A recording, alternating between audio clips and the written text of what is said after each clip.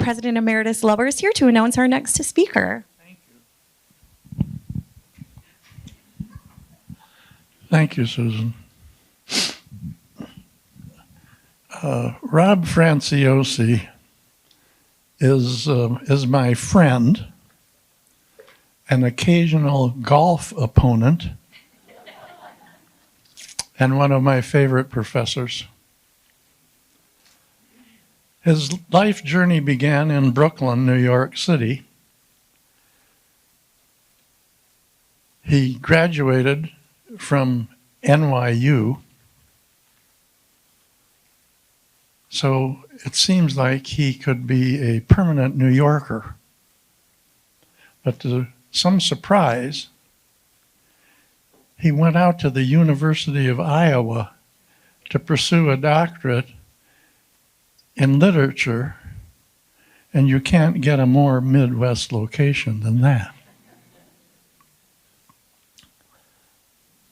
While there, he not only became a doctor of literature, but the husband of an Iowa person who was a graduate student at the University of Iowa, Sue Ellen Clary. So when he accepted a position at Grand Valley, his indoctrination as a Midwesterner had advanced considerably. When the Holocaust program at Grand Valley needed a new leader, Rob, already involved, embraced the task. It seemed that immersing himself in the studies of the Holocaust was more than a scholar giving himself to his discipline, though it was that. It was fulfilling a passion. He became involved with our local Holocaust survivor, Joe Stevens. Maybe some of you remember Joe. And he helped Joe with his memoir, Good Morning, about his life as a Holocaust survivor. Besides teaching the Holocaust, he's conducted workshops at the Holocaust Center in Farmington Hills, led student groups to sites in Germany and Poland, and participated in many seminars in the US and Europe, including the Holocaust Institute at Royal Holloway at the University of London. Recently, he was in Europe for a project entitled Stumbling Upon Strangers, a post-Holocaust memoir. And as you see, Professor Franciosi will address us on the topic, the Holocaust in Middle America. What did they know and when did they know it? I present to you Professor Dr. Rob Franciosi.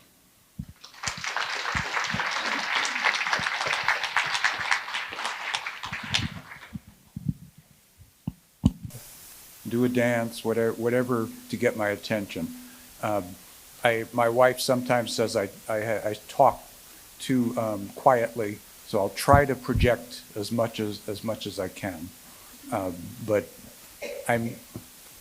my ego isn't such that if you say you can't hear me, it's going to damage me. Okay. Thanks, Don. I really appreciate your comments. I absolutely consider myself an adopted Midwesterner. When I first met my spouse back in the last century, I had just moved from New York a couple of years before that, and I did not have an R. When I went into a bar, I'd order a beer. And even to this day, when I listen to some of my siblings speak, I have to dial it because I can't quite understand them anymore. So I tend to adopt the tone of where I live. And in recent years, my wife has been railing at me, saying, you're starting to sound like your students. Your grammar is falling apart. You're slurring your speech, and And I have to confess, I think she's right. We've talked about my going down to live in the South for 4 or 5 years just to see what it might be like, but we've avoided that. Though half of her family is from Atlanta, Georgia, and her mother, who is still with us at age 101, she's with us but not with us, if you know what I mean. She never lost her Southern accent, which I loved. I thought it was wonderful.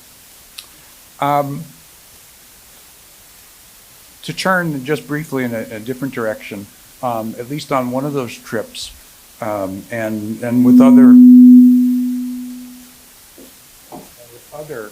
other Holocaust-related activities at Grand Valley, I would often work with Professor Dan Balfour.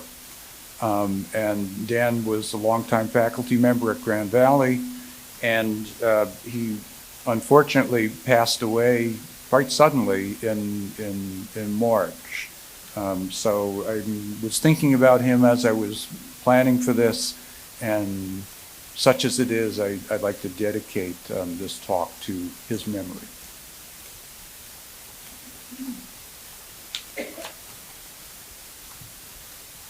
My title, What Did They Know? When Did They Know It?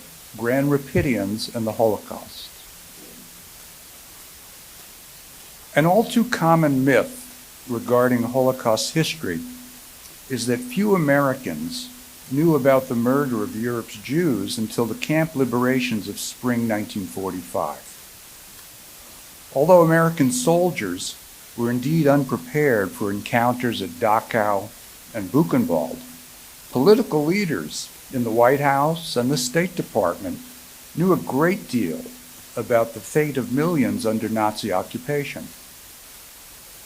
But did such information reach Americans on the home front, especially in towns and cities like Grand Rapids, with small numbers of Jews? The recent 6-hour documentary by Ken Burns, The U.S. and the Holocaust, traced our nation's understanding of what historian Lucy Davidovich calls the war against the Jews.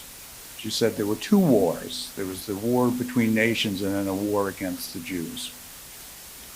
The film is an impressive gathering of information scholars have been accumulating over the past 40 years, particularly the groundbreaking work that culminated in the U.S. Holocaust Museum's major exhibition called Americans and the Holocaust.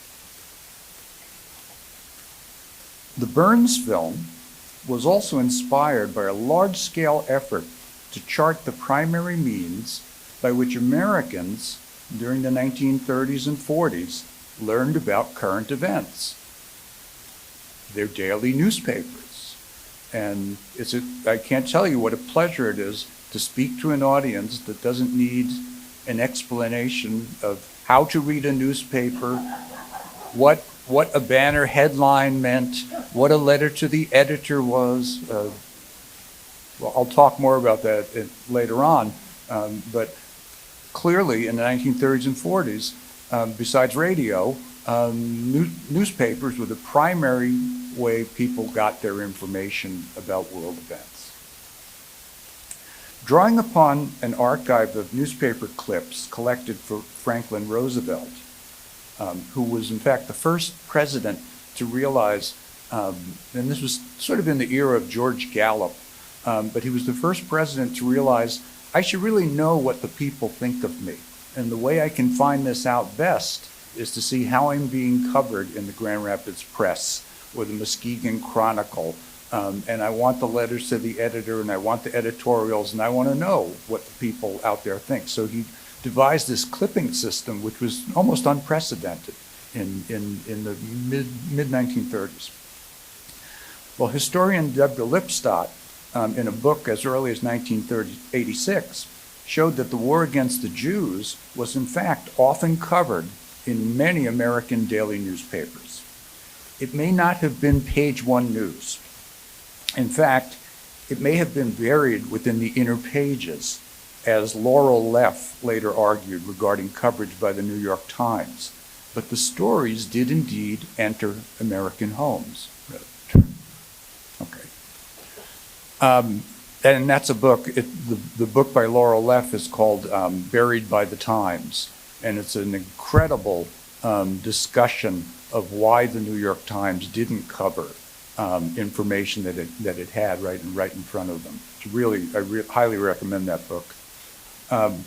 Because most national newspapers have been digitized, we can easily chart today how and where a specific event during the Holocaust was reported. Still, many newspapers from the period, especially defunct publications from small to mid-sized cities, remain undigitized. Cognizant of this digital divide, the United States Holocaust Museum embarked upon what they called History Unfolded. This is a crowdsourcing initiative which uses citizen historians to chart what it was possible for Americans to have known about the Holocaust as it was happening and how Americans responded. The project, which will end next month, allows volunteers to choose from 46 events between 1933 and 1946. Search local newspapers, and mostly on microfilm, then digitize and upload relevant articles to a national database, which as of yesterday included 55,965 entries. And this gives you a brief sense of it. I had my students do some of this, and I'll talk more about it, which included a lesson on how to use a microfilm reader. When I first started this map, which has been updated regularly, was mostly blue. And as you can see on the bottom here, I know it's small, but it's like 1 to 49 articles per state, etc. Now almost every state is above 500 or more articles. So it's really taken off as a project, very often done by high school students.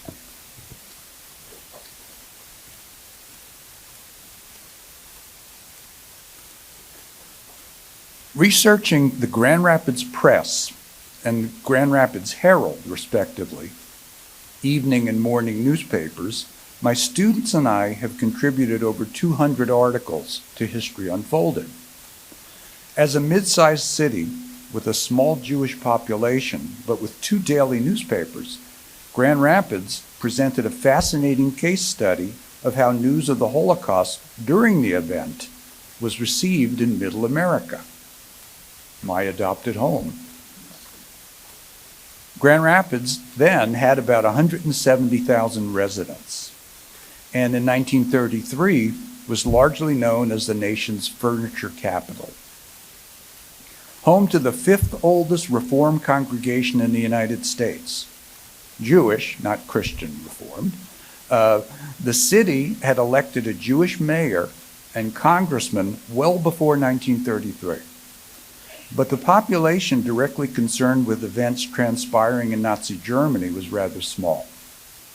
Unlike in Detroit, the city's 2 newspapers did not have an important Jewish readership and could have easily ignored disturbing reports from the Third Reich.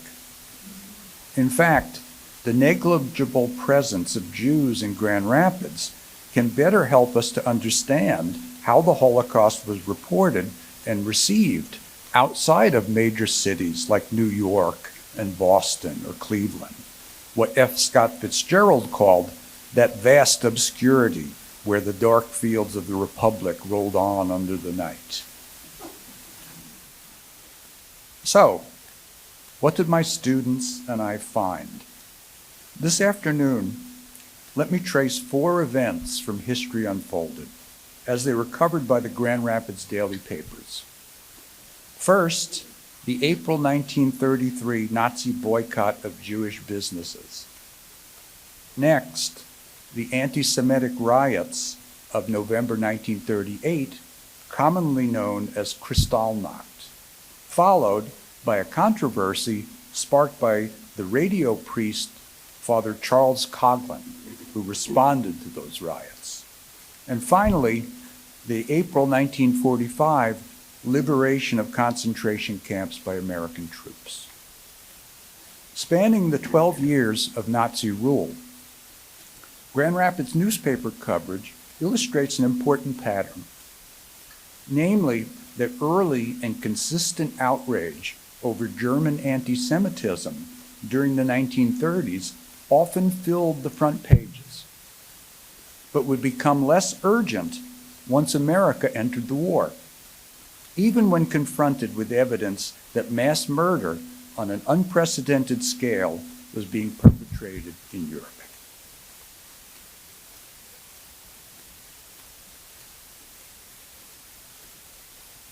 Now, as a prelude, I'll be showing you a number of, I'll do it, make sure this works. This work? Okay.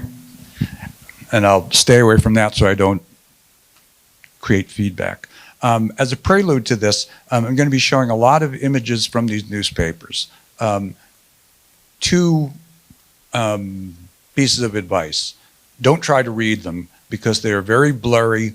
The type is small, and I'm only using them as illustrations. It'll be clear to you like where the articles are situated on the newspapers. The headlines will be pretty clear, and if I'm quoting from it, you can assume that it's within the article that's up there. But don't try to read them because I see a lot of people here with glasses. Your glasses will not help with these images. So.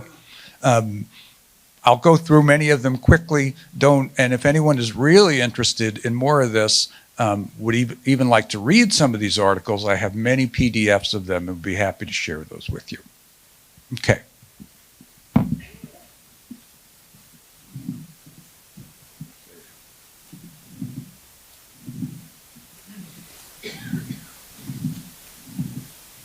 One could argue that the Nazi war against the Jews began in April 1933, when German laws were first enacted to bar them from the civil service, or to limit their numbers in schools and universities.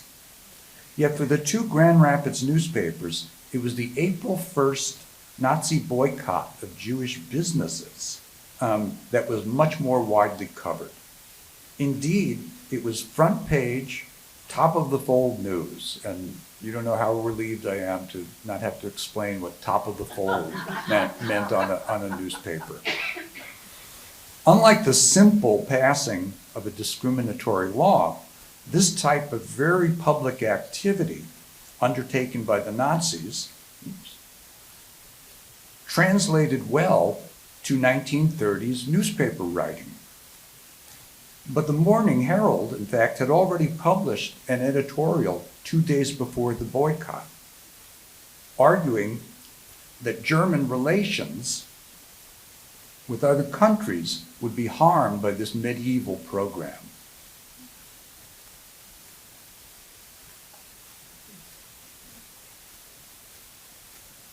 Go back up a second.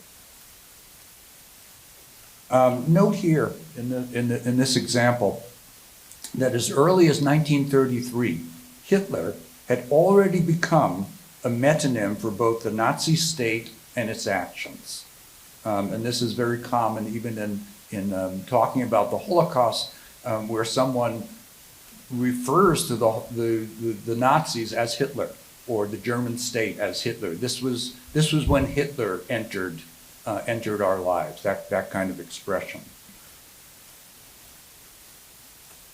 With the press's coverage later in the evening of April 1st, a banner headline sent readers to an account of brown shirts and crowds expressing what it says there, a holiday spirit. Just as a side note, the Nazi boycott was very unsuccessful for a couple of reasons. One, I think it was happening just before a holiday, and people who wanted to shop wanted to go to the stores and that they were used to going to. And so it turned out to be much less successful than Goebbels in particular had hoped.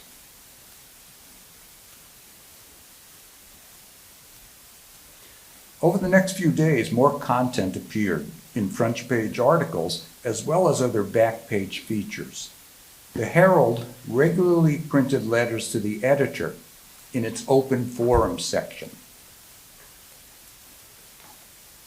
such as this one entitled "Jew-Baiting Germans Hurt Own Country," in which the author says, quote, "The whole horrible drama is nauseating to the core. There can be but one explanation. Hitler is a madman." Concluding, he is, quote, "proud to observe that these peace-loving United States are wasting no time in demonstrating their contempt for Hitler's crude, barbaric practices." The language is very much from the 1930s and is such a contrast to critiques on Facebook and posts that people make today. Not quite up to the graceful language of the soldiers in Ken Burns' Civil War, but light years ahead of a lot of the comments today. The Evening Grand Rapids Press expressed a similar contempt for the Nazi boycott, although it seemed to view Hitler and the Nazis more as a joke than a threat, and this was very common in the 1930s. One editorial calls the boycott, quote, "the most literal observance of All Fools' Day in the history of the world." Even the paper's regular picture section captioned a photograph of marching Nazis as taking, quote, "time out in their boycott program against Jews." So the response to the boycott of April 1st, 1933, was mostly to view it as the foolishness of the Nazi Party, and in particular Hitler as the leader of this group.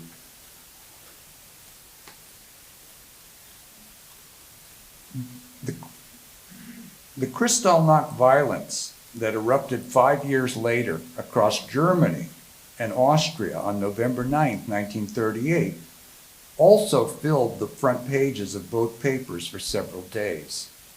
But there were no lingering traces of Nazis as figures from burlesque shows. In fact, the anti-Jewish riots were treated more fully and seriously when they became subject of a more local controversy.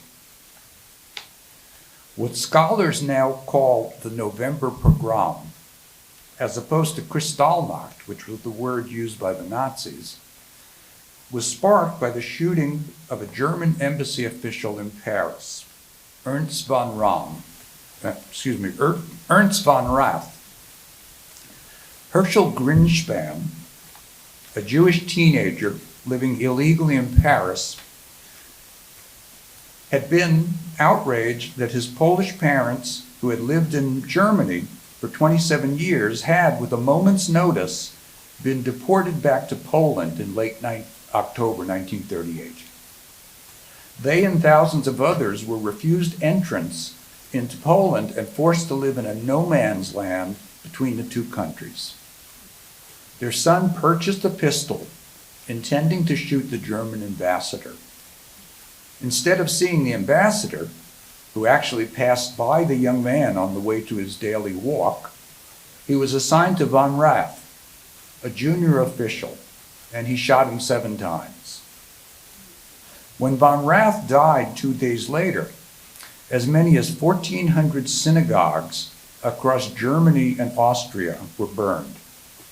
Thousands of businesses destroyed, dozens of Jews killed, and some 30,000 men arrested and sent to concentration camps.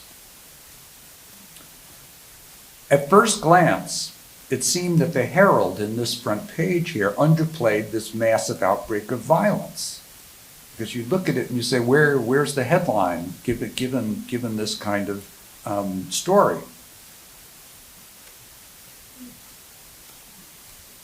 But the paper had a midnight deadline. It did not receive the information in time regarding the riots that began late on the night of November 9th and continued into the next day. As you can see, there was also the added focus on results from that week's elections. Still, the Herald's emphasis, interestingly enough, was comparable to the November 10th issue of the New York Times. Once the scale of the destruction became apparent, it landed on the front pages of most newspapers. With the Herald here featuring a top-of-the-page editorial condemning the Nazi actions entitled The Cultured Nation. The entire world is shocked and nauseated at what has been going on. Shocked because we had thought the day and age of persecution based on rage or religion had long since passed. Nauseated because of the brutality of it all. Now, as an aside here, one aspect of the Holocaust that Ken Burns talks about in his documentary is that a statement like this in a United States with segregation was, not quite self-aware. That we had certainly had not eliminated persecution based on race or religion, for that matter, where many Jews could not stay at hotels in the South, etc. But it does give you a sense of the feeling of outrage that exploded across many of the newspapers. The press gave the event especially prominent coverage, both on the front page and in this article, which features the protest of Catholic prelates. I mention that article because Grand Rapids then had a large Catholic population, mostly on the west side. So this was a way for the press to connect with its readers. Soon after, though, both papers would have a copy of even more interest to their growing Catholic readership.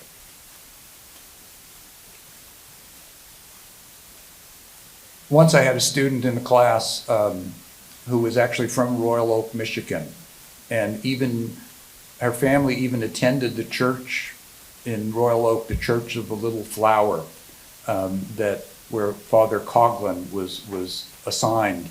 And she was so shocked to learn about this guy being a priest in her parish. He's one of the most important Michigan connections to the Holocaust that we have. Father Charles Coughlin was a Michigan priest from Royal Oak whose weekly radio broadcasts during the 1930s reached an estimated 30 million listeners. His church, the National Shrine of the Little Flower, received so many letters from supporters, nearly 80,000 a week, that it was given its own postal code. And his weekly magazine, Social Justice, eventually boasted 1 million subscribers. This popular radio priest, I suspect a precursor of subsequent televangelists, once made the cover of Time magazine. He was fiercely anti-communist, isolationist, and especially distrustful of large banks. Although he denied being anti-Semitic, he had in fact republished the notorious Protocols of the Elders of Zion in his magazine, taking the copy directly, I think, from Henry Ford's Dearborn Independent, another regretful Michigan connection to this past. In the days and weeks after the November pogrom, Coughlin defended the state-sponsored violence of the Nazi regime, arguing that it was justified retaliation for Jewish persecution of Christians. You can't read this, but I'll read you the headline. Father Coughlin to keep blasting away at, quote, atheistic Jews. He was a piece of work, this guy. It took a lot to finally bring him down. The controversy caused by the radio priest statements resonated across Michigan. There you see it at the top of the headline, Radio Priest defends himself upon air. Several stations start banning his speeches. The controversy was so important locally that Rabbi Jerome Folkman of Temple Emmanuel in Grand Rapids responded from the pulpit on Friday, December 9th. In a petition he would send to Pope Pius, Folkman questioned whether Father Coughlin's public utterances were consistent with the dictates of common decency, to say nothing of the dignity of the holy priesthood and the high and lofty traditions of the Church. That the Grand Rapids press followed the story of Father Coughlin closely was to be expected, given that Catholics comprised about 25% of the city's population. That Rabbi Folkman was not only featured in a news story, but the full text of his petition had been published, however, was indeed unusual. And this is an important point. It marks one of the only times that either Grand Rapids newspaper sought comment from the city's Jewish community regarding events, first in Germany and later across Europe. Of all the information we gleaned from some 200 articles that addressed aspects of the Holocaust, the nearly total absence of commentary from local Jews remains to this day, for me, the most surprising discovery. The natural instinct today, when you're dealing with any ethnic community, is to interview people from that community. And yet throughout the articles, throughout the editorials, there was no attempt to pull in the Jewish community. And I've thought more about it, and it's a complicated situation. On April 9th, 1945, at the top of its front page, the Grand Rapids Press printed a photograph intended to shock readers. Now, the quality of the microfilm copy I'm about to show you is especially poor, but it depicts a now all too familiar image. Two emaciated young men rest on simple bunks. Their stick-like legs dominate the photograph's center. They offer blank stares to the camera. This is the only image of camp survivors ever to appear in either Grand Rapids paper during the spring of 1945. And it's a picture of American prisoners of war captured during the Battle of the Bulge. At a time when, quote, the wires were flooded with scenes of explicit and gruesome snapshots of horror, unquote, Barbie Zellizer notes, the likes of which had never before been presented in the pages of U.S. and British papers, the Grand Rapids newspaper chose to illustrate German atrocities by publishing this photograph entitled "Yanks Starved by Nazis." You can sort of barely make that out. And 3 days later, the front page story, "Nazi Atrocities Shocked the World," spoke only of outrages committed against American prisoners. In many respects, the use of this image is consistent with the diminished coverage of the Holocaust in Grand Rapids papers during the 1940s. Once the United States had entered the war, it was news about the fate of American forces that predominated. Even when news of what was being perpetrated against the Jews made the front page, it seldom received the banner headline coverage of the 1933 boycott or the 1938 Kristallnacht. Nevertheless, the reporters who entered the liberated camp, as well as their editors back home, did recognize that traditional news stories would be inadequate to such horrors. Both papers, for example, printed a story by William Fry on the liberation of Bergen-Belsen, city of living lifeless dead, in which the usual repertorial objectivity was abandoned. And I studied journalism as an undergraduate for a while, and one of the laws was you do not put yourself in the story. You present the news. You do not use I in a straight news story. And here we have William Fry, an experienced reporter, writing these words. I saw Belsen, its piles of lifeless dead and its aimless swarms of living dead. I saw these dead. I saw the living beside these dead. I saw children walking about in this hell. Children, the first I saw, I'll never rub out of my mind. Coming at least a week after Edward R. Murrow's noteworthy broadcast from Buchenwald, the Fry article reflects a journalistic sea change brought about by the discovery of the camps. As Zellerser notes, there had been among American journalists, quote, a mountain of skepticism and disbelief about Nazi atrocity, even after such camps as Majdanek and Auschwitz had been liberated. Now, part of the problem is that those camps were in the eastern part of Europe, liberated by the Soviet troops, and American editors were very suspicious of any information they were getting from the Soviet press during the war. Even though they were one of our allies, the fissures between the allies were already starting to show in 44, 45. Yet slowly, a new standard emerged in Western coverage. The reporter/photographer became a witness who took responsibility for what he saw.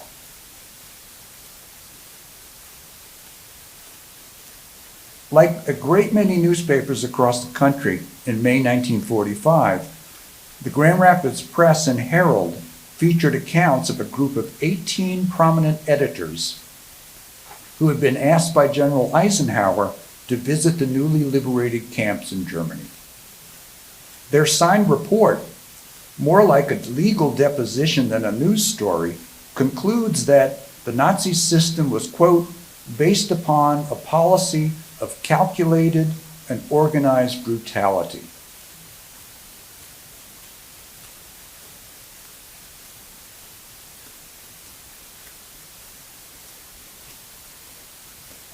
One editor among the group, M.E. Walter of the Houston Chronicle, even felt compelled to write a separate statement.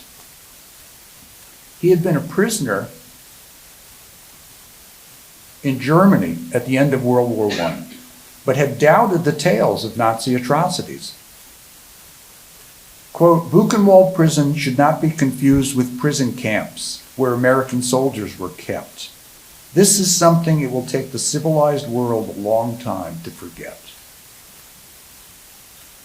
Although readers of the Press and Herald had been spared the camp images that would fill other newspapers and magazines, they did not have to rely solely on Middle American broadsheets to shape the memory of what had been exposed at Buchenwald and Dachau.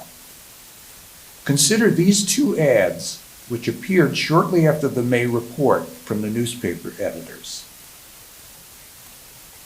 The first shows a crowd outside a movie theater. It's an ad, it's not an actual newspaper image from the news side.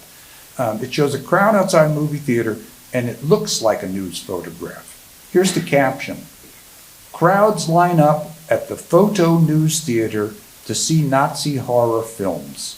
For the first time in motion picture history, censorship has been dropped to permit the public to see concrete evidence which verifies beyond doubt stories issued by the American press the past 4 years. Friends who know downtown Grand Rapids remember which theater this was. It was somewhere down near Monroe, or they decided to switch over in the middle of the war from showing feature films to just showing newsreels all day. An even more explicit ad screams out a few pages later. Both Professor Annette Insdorf and Jeffrey Chandler, two scholars we've brought to Grand Valley to give memorable lectures here, have masterfully discussed the way these newsreels would mark subsequent efforts by American filmmakers and television producers to confront the Holocaust.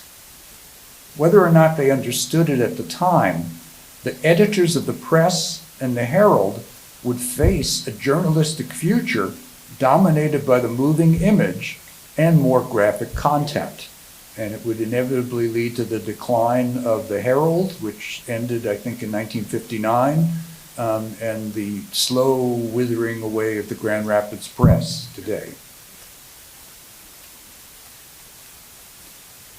In looking back at newspaper coverage from 8 or 9 decades ago, it's too easy to assume the confidence, even arrogance, that hindsight allows. Historians have the benefit of time and distance, while journalists sometimes seem like mechanics trying to repair a running car engine. For Americans in the midst of a world war, the fate of strangers across the ocean inevitably became less important than that faced by their soldiers and sailors who were in harm's way. And the newspapers surely reflected this perspective. We also must remember, that when troops uncovered the Nazi camps in Germany, neither they nor their leaders fully understood the extent of what would eventually be called the Holocaust. The Holocaust was not named the Holocaust until the early 1960s. For the greatest generation, camps like Dachau and Buchenwald would always represent what they had fought against. But as the decades roll on, those places have yielded to a different understanding, revolving principally around a site in southern Poland that's come to represent what we now call the Holocaust, the murder complex at Auschwitz-Birkenau.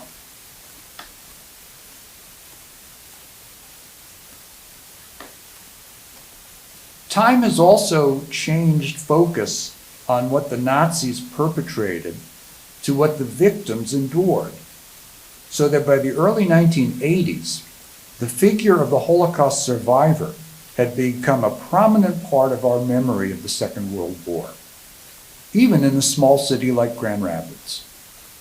During the COVID lockdown, I was part of a group that was looking to support the Holocaust Memorial sculpture that last summer was dedicated at the Meyer Gardens.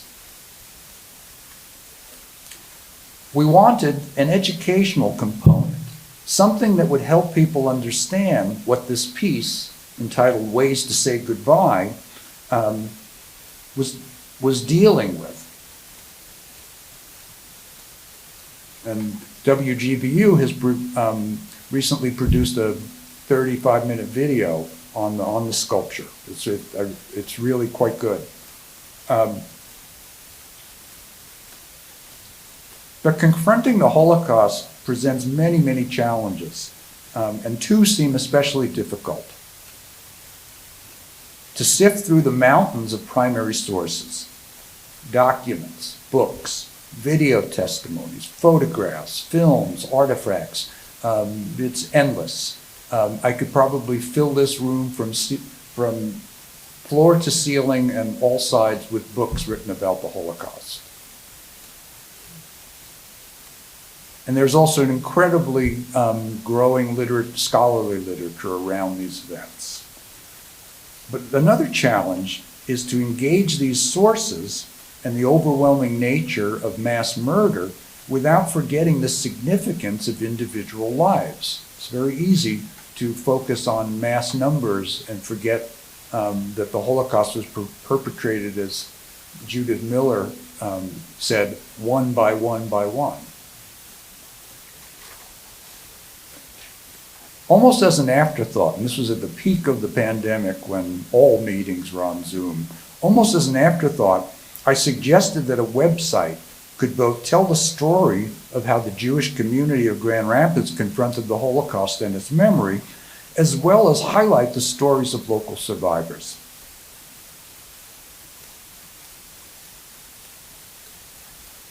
What emerged from the Zoom discussion is a website that so far includes the stories of 6 people, 5 survivors, and a resistor, Deet Iman, who's probably familiar to many of you here.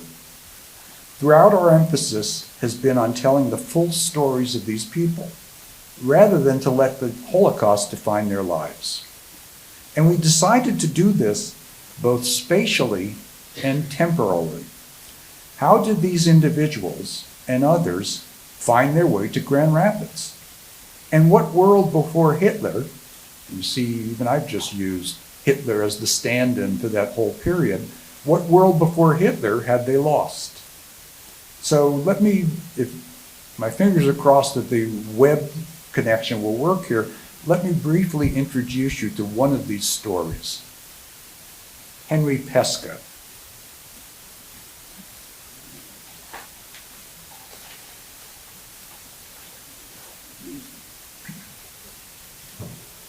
There it is.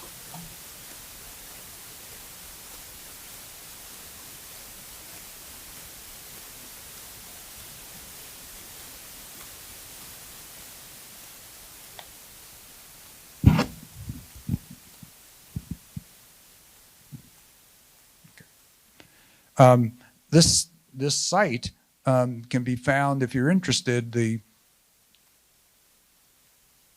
address is jhwmi.com, which I think stands for jewishhistorywestmichigan.com. And Henry Pesca's family,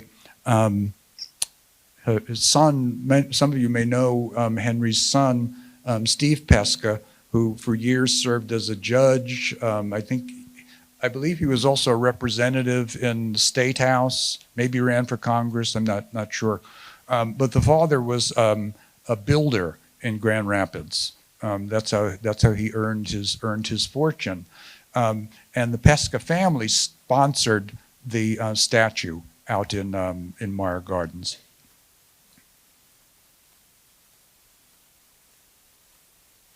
And here you can see the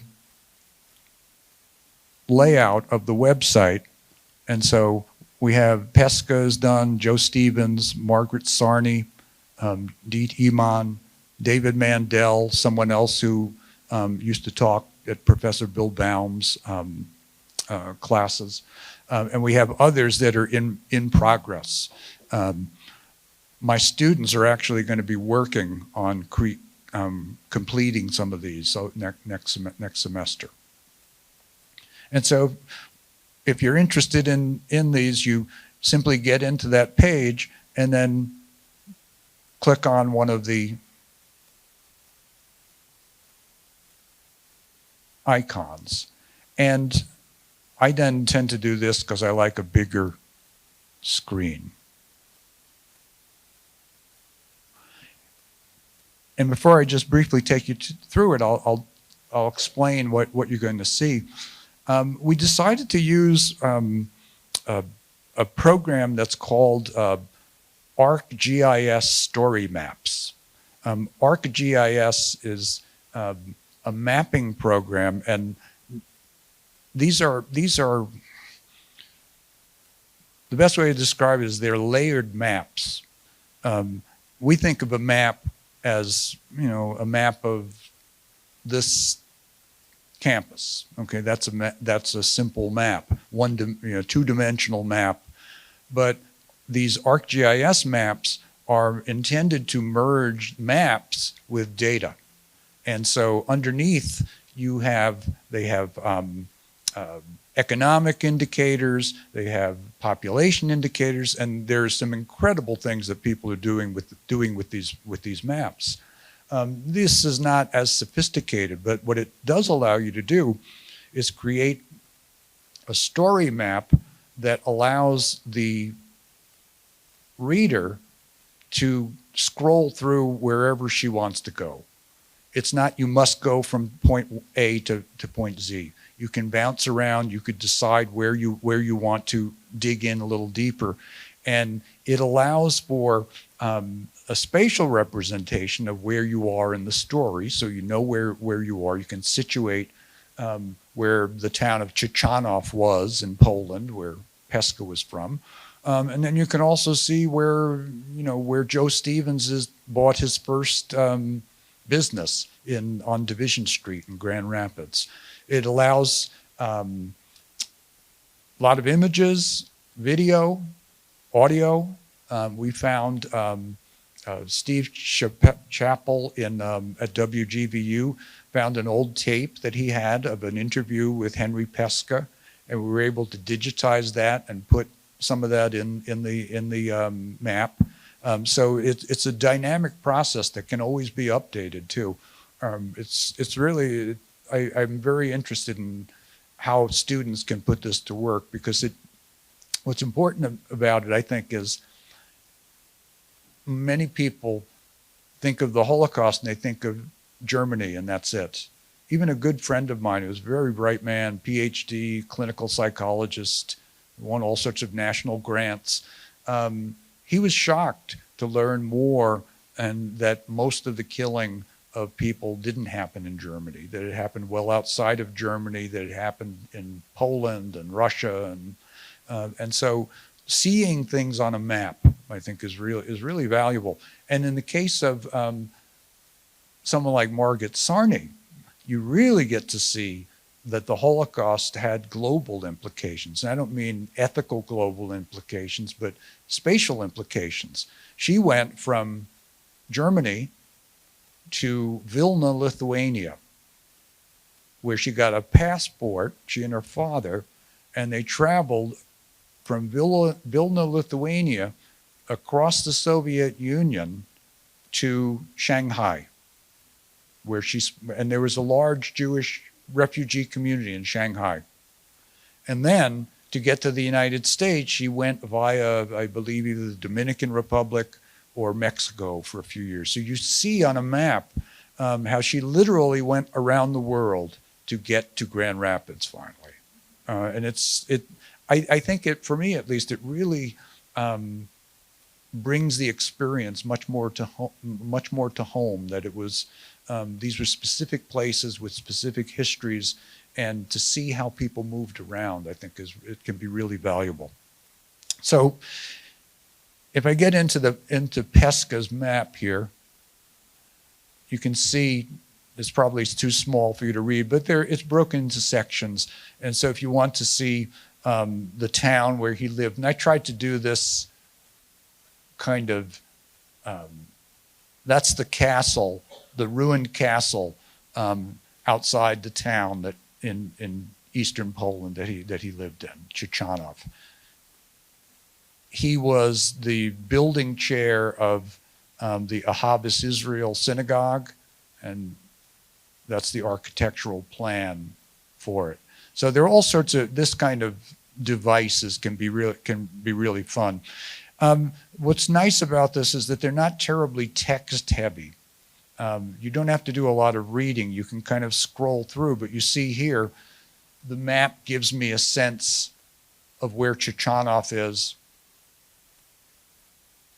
And then I can zoom in. And if you really want to, you can get into the map. This is the part that's distinctive. You can get into the map to, the street where his family lived. And then you can move around and see where the river is, and then you can get right back to home. So the maps are dynamic. They're not a static map where you look at it and say, oh, that's a nice map, and move on. It allows you to actually put them to use.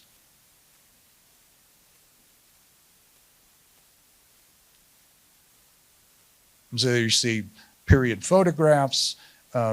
These things are very image heavy as a kind of acknowledgement of the contemporary desires for things online. But you can also build in video. This is someone talking about her childhood in Chechanov. And then I could decide, well, I've seen it, I don't want to do more of that, I want to get to this. And you can just jump to the section on the camp, and it shows he was part of a deportation to Auschwitz.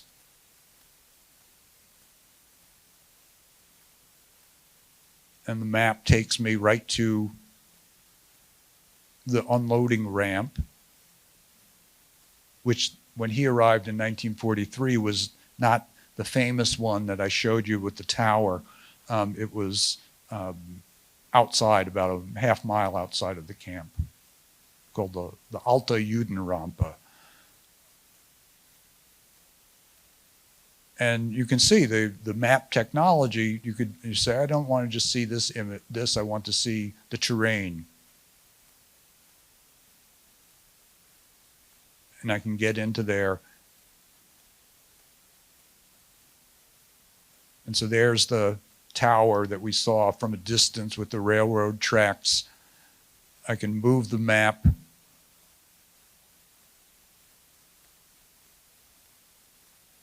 And I don't know if any of you have been to Auschwitz, but this gives you, that's the ruins. These are the two of the gassing installations that were blown up by the Nazis at the end of the war. So it's an amazing resource where you can just dip in and out of things. And it also allows you to include artifacts, such as this was a list of prisoners, and when they were admitted, kept secretly by one of the prisoner workers. And there we have the number that Henry Pesca, he was in here. His number is eluding me right now. 73847. And so that's his card.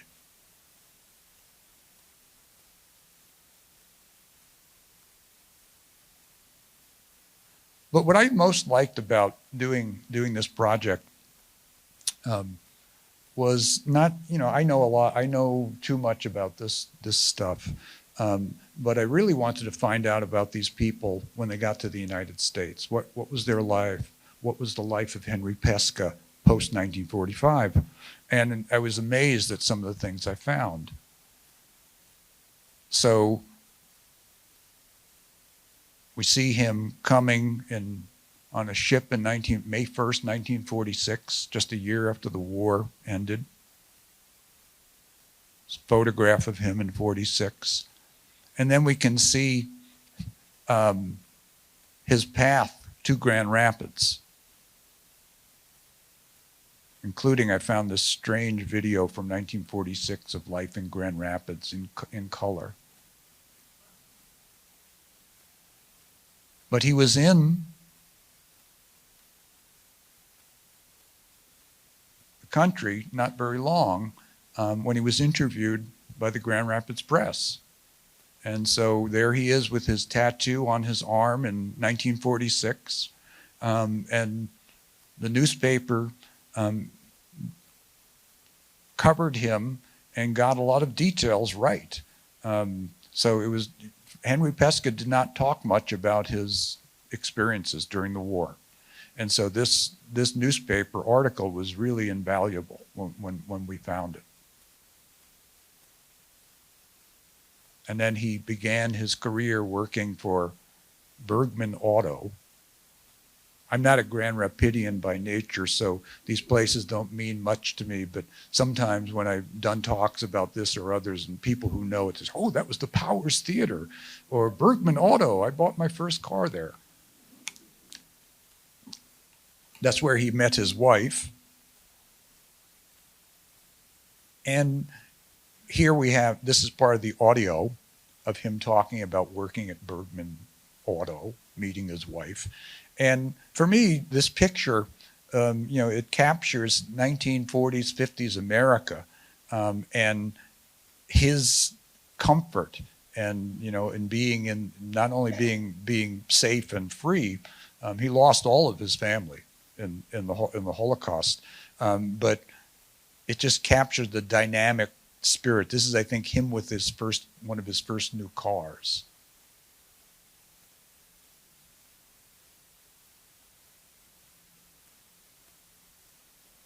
And so we have family pictures. Then he worked on the synagogue for a year.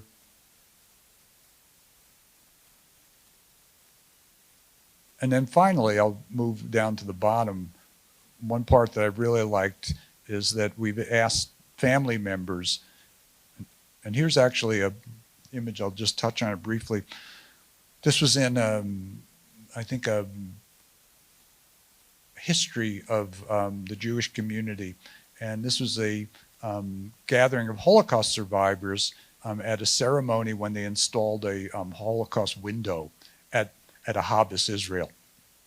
And that's Joe Stevens there on the left as a younger man, Fred Sarney, Abe Rodich, Clara Zadenworm, there's Henry Pesca, David Mandel, and then Conrad Veidt. And that was a really interesting one because Conrad Veidt was the father of Werner Veidt, who was the longtime publisher and editor and then publisher of the Grand Rapids Press.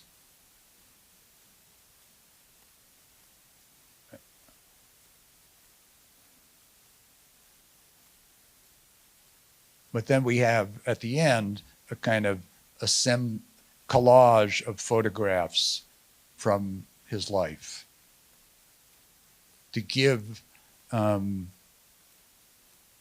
especially I think in my case, to give my students a sense that these people's lives were not absolutely defined by those years during the war, that he went on and rebuilt a life for himself, including buying a white Corvette.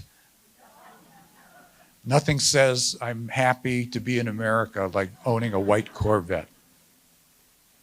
Okay.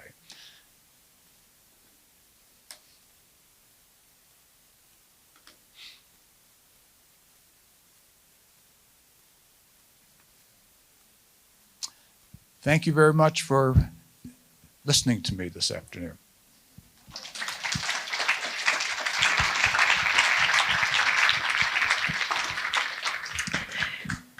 Wonderful. Will I invite questions for our guest today from the audience or from online? Oh, that's right. There's an online component here.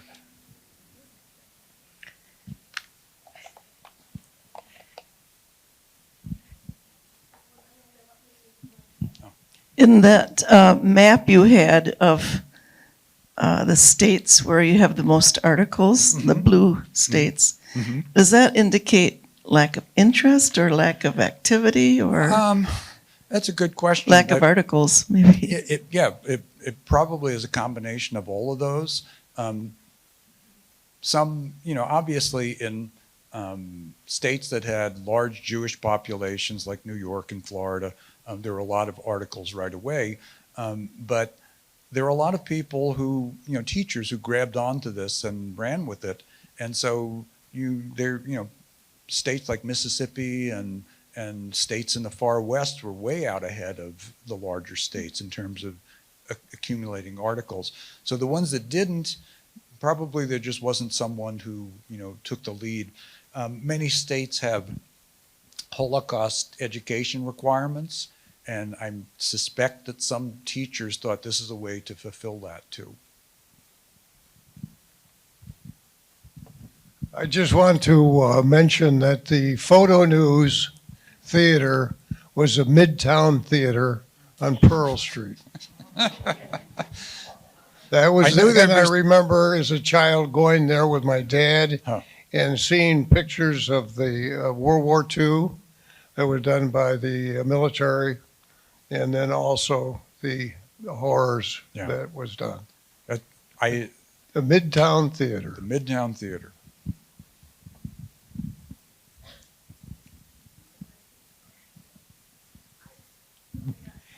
It's been said that recently prejudice against Jewish people and their background is rising again.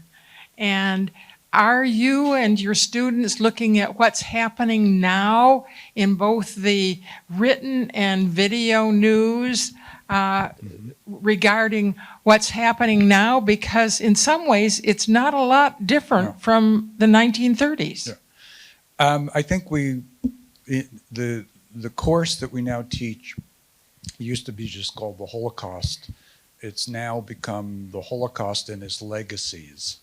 And one of the things we talk about other issues of genocide. We talk about the emergence of international justice tribunals, and we talk about things like Holocaust denial and the rise of contemporary anti-Semitism. I mean, I think that anti-Semitism has been called the longest hatred. And it's always been there. My sense is that the culture of the internet simply amplifies. It gives any crank a megaphone to put things out there in the world. I think what's going on is problematic. For me, it's light years away from what was happening in Nazi Germany in the 30s, and in part it was because, as I try to tell my students, we always start with those early laws, and I say this is the start of the Holocaust, and they say, well, but there's no violence. I said the violence was against the rights of citizens. Everything that the Nazis did during their reign was legal, with a few exceptions. They simply wrote laws to take away Jewish citizenship. They wrote laws that said you go to jail if you have sex between an Aryan and a Jew. So that idea of encoding this discrimination the Ken Burns film does really good work with this, I think, in that he suggests that some of the laws down in the South partly inspired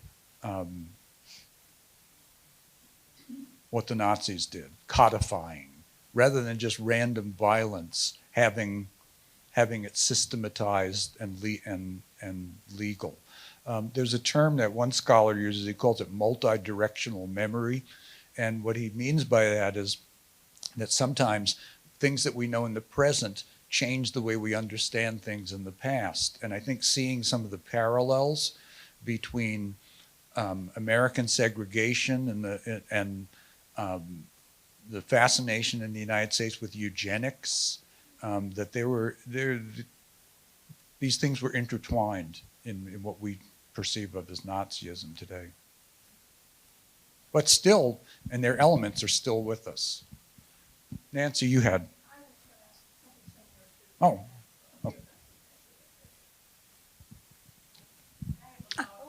Okay. I was a teen, and what we did in my teen years was go to the movies. Regent, Keith, Majestic, Midtown. That's what we did. And that's where I learned of this. We had Cafe, Paramount, every movie theater with a movie presented for you. Yeah. And I still remember the shock in the audience. Of kids like me, everybody, didn't necessarily get their news from the newspaper visually. Yeah.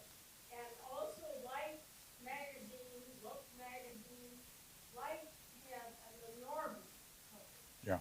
And the absolute horror. I don't think I've ever seen anything that horrified me more. Yeah. Than watching TV.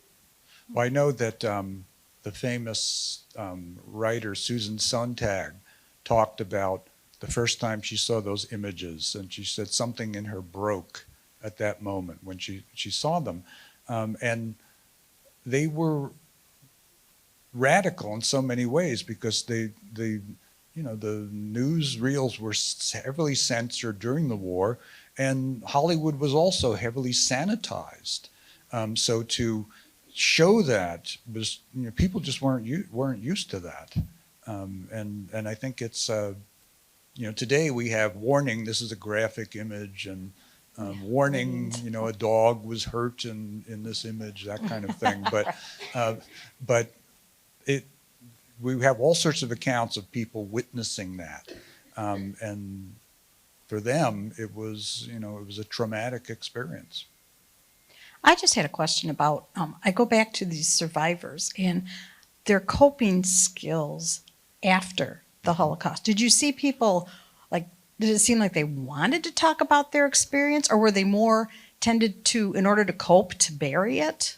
I was just wondering. Yeah, I have different theories on that. I think there was a great French writer, Jean Amiré, and he has an essay, I believe it's called The Intellectual in Auschwitz. And one of the things he said is that people who really fought and were interior suffered tremendously in the camp experience. That if you were heavily introspective, you had a really difficult time there. Many of the people who were survivors were people who were more extroverted.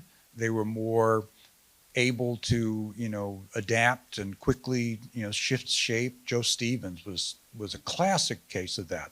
I mean, here was Joe Stevens, not only hiding from the Nazis, but he was working in the Polish underground as a Jew, and they didn't know he was Jewish.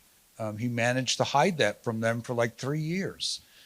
So the people who survived in many cases, like Henry Pesca, didn't necessarily want to talk about it, and they wanted to move on and get on with their lives. The reflective moment started for a lot of people in the United States, at least after 1978, when that miniseries Holocaust was on television. Many of you maybe remember that. It was a sensation. It was right after Roots, and it was a big, big deal. And that actually inspired and inflamed a bunch of Holocaust survivors, because they said, our experience now is going to be taken over by Hollywood. This is what they're going to think was our experience. We need to get out there and talk more about it. Around the same time, you had the Nazis marching in Skokie, and Skokie had a large Jewish Holocaust survivor population. And so those things came together, and that's the reason why we have the Holocaust Museum in Washington today. Those things came together in late 1970s, early 1980s, and the survivor kind of emerged as a cultural figure after 1980 or so. So now, if you're a Holocaust survivor, people are saying you have an obligation to tell us, which is just sometimes unfortunate, I think.